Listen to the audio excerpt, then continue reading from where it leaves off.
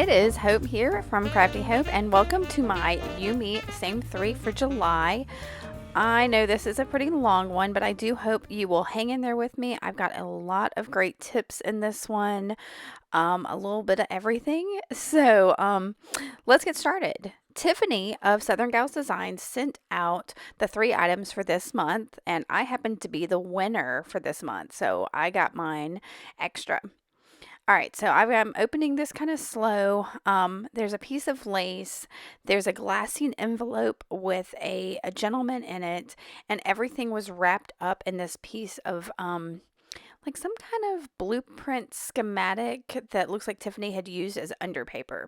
So I wasn't sure exactly which were the 3 items, so I'm using all 4 of these items in my Yumi 3. So I've got this, yeah, that jaunty guy and my envelope and lace and that underpaper. So I thought about it for a while and decided that this month I was going to actually pull in some of my jewelry making skills. I've got a bezel there, which is just kind of like a bowl that you fill with things. Now that one's from Hobby Lobby, and you'll see on there it's got kind of the dimensions of it, which I'm going to use as a template in a little bit. But the first thing I want to do is paint the inside of it black, to give it more of like a shadow box feel. So I'm using vintage patinas. These can be found in some of your jewelry aisles, but right now I think you'd be best bet is to find them online. They're made by Ranger Ink, and the vintage part of it is the jewelry brand. So I'll put a link to it. This color I believe is onyx, which is their black. So I'm just using a regular paintbrush and painting it in there. This is considered cold enameling, but it's basically like using fingernail polish. It doesn't have the smell of fingernail polish, but it's intended to be like a permanent color on metal surfaces. I use it in a lot of my jewelry making. Now here you see I've got the template that came on the package for the bezel, and it's got the dimensions, and I could measure that out or whatever, but I decided to just cut out this shape and use it as a template on its own. So I'm taking that underpaper that Tiffany had wrapped everything in, and I'm just going to trace it with a pen and get that shape, and I'm going to use this as a base for my bezel. So I've got that, and I'm going to cut it out.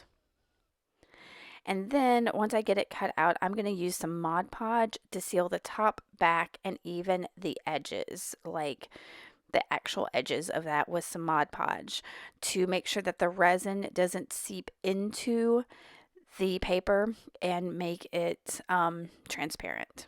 So here I'm doing that. While I'm doing that, I'm going to go ahead and tell you what the You Me Same 3 is. It is a challenge that Tiffany of Southern Gals Designs and Michelle of Michelnay gave each other, where they used the same 3 items and created something different. They have opened up that challenge to other people and sell the kits of the 3 items on their Etsy shop.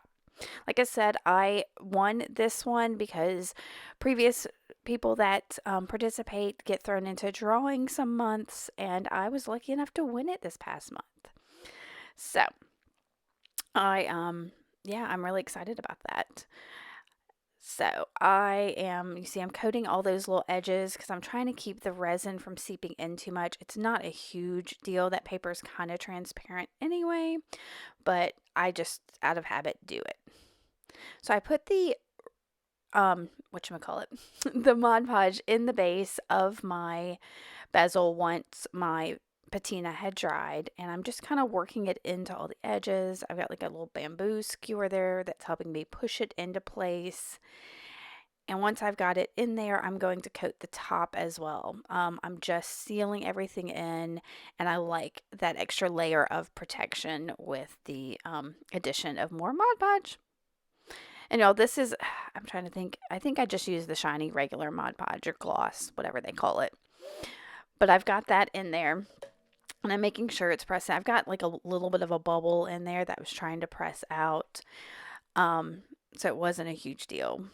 But once I got it kind of pressed in there, I'm going to do another layer of Mod Podge, just sealing everything in. Now, I know I wanted to use my little guy in there, so I'm using that same template I had cut out to kind of figure out where I wanted, what part of his face I wanted to cut out to make sure it was the right size for inside the bezel. Woo. All right, so I'm cutting this. You see, I'm just cutting that kind of shape of the bezel. I'll cut him down further in just a little while, but I just wanted to make sure it was small enough for that. So now that all my Mod Podge is dry, I'm taking some UV resin. Most craft stores have this in the jewelry section. It is a resin that dries with UV light. Now you can put it in the sunshine. That takes a little bit longer. If you have a little UV lamp, they sell those too at the craft stores. I think you can also buy them at like nail supplies for the gel resin stuff or the gel nail polish stuff, but I don't do that. So yeah, craft store. But with that UV lamp, it dries super fast. I'm talking minutes. And that's what I am loving about the UV resin, because other resins I've used take hours and days to dry. So I am an instant gratification kind of girl. And so I love that I can do this in minutes. So as you saw, I put my resin in there. I made sure it coated all of that in there, pushed it around with a cheap plastic paintbrush, and then I put it in my UV lamp. Now while it was sitting in there, I decided to go ahead and cut down my my photo there. I was messing around with him, and I think I also, I'm going to tear this bit of the glassine envelope because I know that I don't know, it's kind of got like a vintage color, and I know that layered in that resin, it'll give it kind of a smoky kind of feel. So I'm going to go ahead and coat my picture of my guy with the Mod Podge. So I'm doing the back, front, and again the edges, just like I did with the other piece of paper. I'm going to do this for most of the paper, not that glassine paper, because I don't care if it gets in that resin, and it also has like a waxy coating to it, so I think that's fine. Now here's this fun lace Tiffany sent. I really liked these little bumpy like flowers on them, and decided I just kind of wanted to put one inside the bezel. If it was a little bit thinner, I might have put a whole layer in there, but my bezel, it was fairly deep, but it wasn't deep enough to accommodate a lot of really bulky stuff. So I'm just going to do this one little flower. And then I cut out a little word which says he was all right. And I thought that went well with that little gentleman I had going on. So I've got all of these. I've got my first layer of resin in my bezel, and I'm going to take some of those little pieces of the glassine envelope that I cut and go ahead and put them down in my bezel. And again, I'm using the Mod Podge. This, y'all, is really just to get things in place and get it stuck. I'm not thinking of it as a sealer so much. So it's more just to make sure things are in place where I want them. So I've got a couple pieces there, and then I grab some rub-ons. I saw this technique from Kat Kerr. I will put a link below to Kat's YouTube channel, but she has all kinds of great ideas. I love her mixed media processes, but I actually think I bought those rub-ons from her Etsy shop too. So yeah, but I'm just rubbing that on because the hardened resin is a great surface for rubbing on things, and it adds some layer and dimension. These actually get really lost in here because I'm going to layer so much stuff, but for me it was fun to just get it in there. And you see, y'all, I'm using a crochet hook to rub it on there because it was just the first thing I could grab. I am a hot mess. All right, so I've got those in there. My Mod Podge is dry, and I'm going to put more resin in here. Now I'm going to go ahead and tell y'all I layered resin and layered resin and layered resin to get this how I wanted, which is great with this UV resin because it does dry so fast. That is a process that is not near as fun to do with other resins. So I think that's part of the reason I really like this is I can do it a little bit at a time and it dries pretty quickly and then I can do more. So, I'm going to let that cure. Actually, no, I think while it is wet, I'm going to take the picture of my little dude. Is that what I'm going to do? We're going to see. Yeah. I'm going to take this picture of the dude, go ahead and stick him down in the wet resin because I knew that the thickness of that photo paper would be really hard to get to stick down with the Mod Podge without it curling a bit more. So, he's over in the lamp, and while he's drying, I'm going to go ahead and coat my phrase. This I apparently did not coat real well. I think in my rush to try to coat it, I probably pulled some of the Mod Podge off, which, so it's got a little bit of bleed of the resin bleed in there. That's noticeable to me. All right, so see, he is good. And he did curl a little on the edges, but I think that gave it some more of the texture that I kind of wanted in there. So I'm going to layer in a little bit more of that glassine envelope. Y'all, that, I don't know, that envelope may be called something else. I'm calling it a glassine envelope because, I don't know, that's what I think it is. But here's where I start covering up some of those rub-ons I put in there. And not a huge deal, but you know. So I've got these all going on in there, and then again with the resin. Now I do cut out some of my resin layers in this because y'all don't need to see me doing the same thing over and over again. It would take forever. So once I got that coated, I did put that in the lamp and dried it, and this is it dried, and I'm coming back in with that little bit of lace flower. Now it's not sticking down with the Mod Podge, so I'm going to go ahead and put a dab of the resin just straight on there and stick it in that. Now what's really cool about this is that fabric really soaked up the resin. I'm going to put a ton here. But the fabric soaked it real up, and when I pull it out, look at that. It's hard. I'm tapping on it is how hard it is. So that's it after it had dried.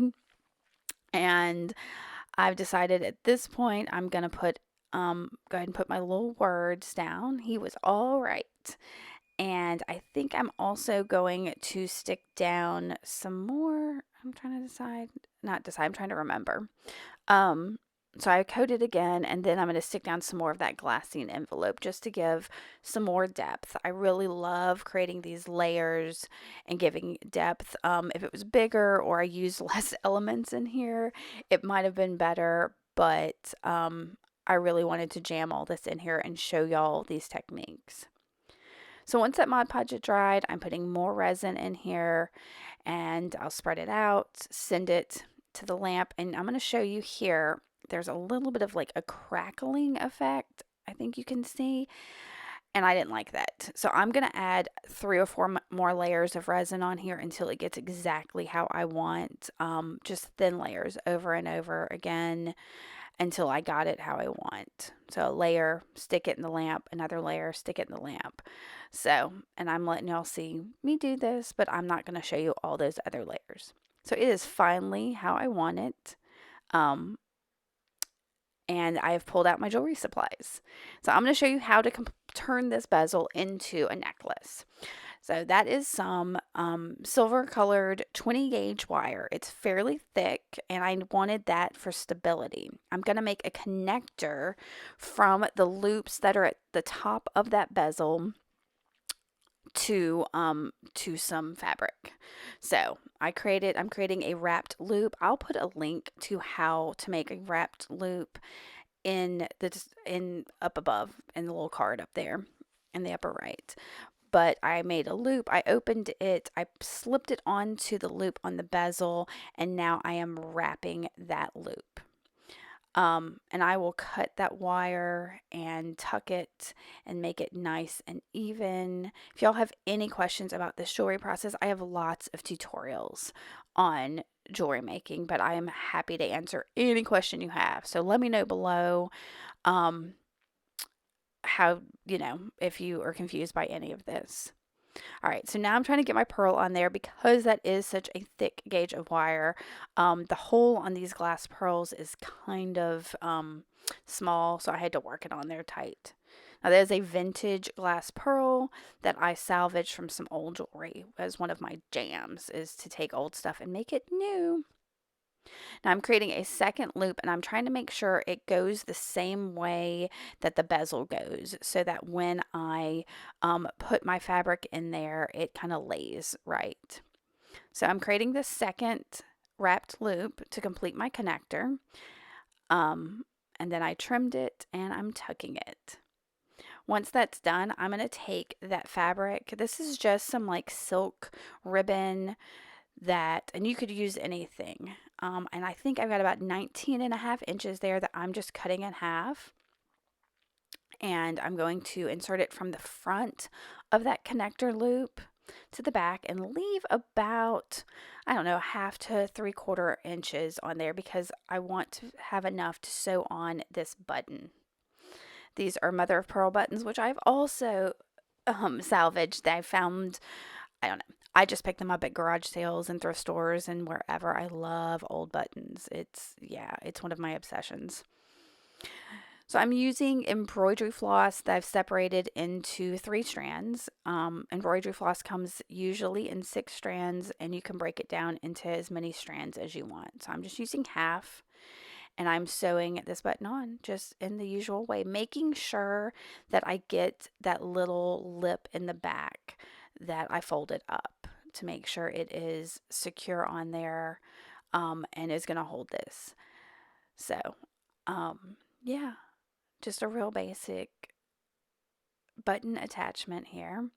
Once I get it on there, I'm going to come up from behind and kind of wrap around behind the button to secure it even more. You see, I'm coming up from behind it and then wrapping around and then going back again.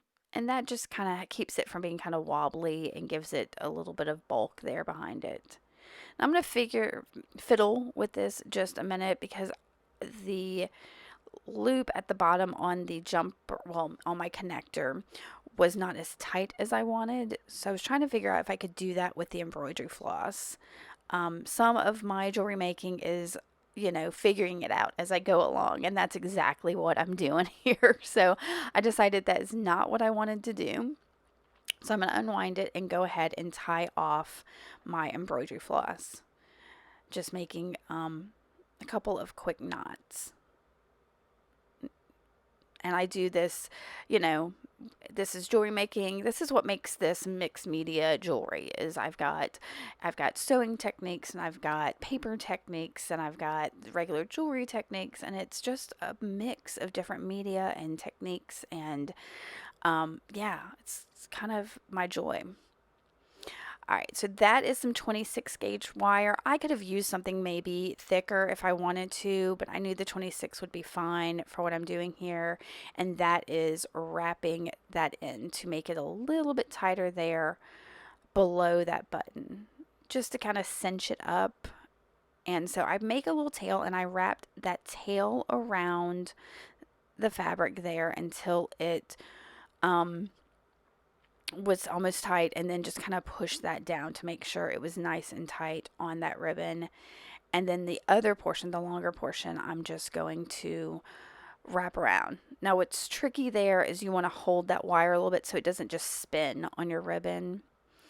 And when I had as many wraps as I felt comfortable with, I trimmed it, and then I'm tucking the end so that it's not poking out. And then I did the exact same thing with the button and everything on the other side.